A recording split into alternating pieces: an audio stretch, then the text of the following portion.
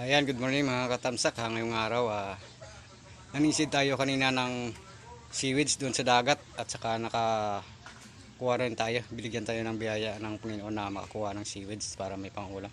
Ito na yung seaweeds na nakuha natin kanina, yung mga katamsak. Ayan, oh. Yan.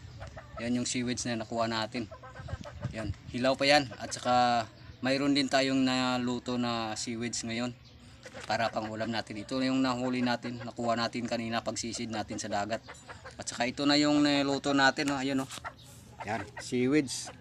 Oh. May sibuyas, kamatis at saka itong mangga, oh.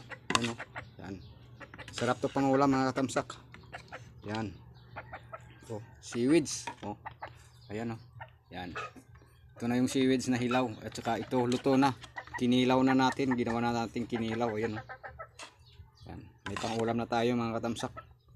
Nilagyan natin ng sibuyas, kamatis at saka manggang hilaw.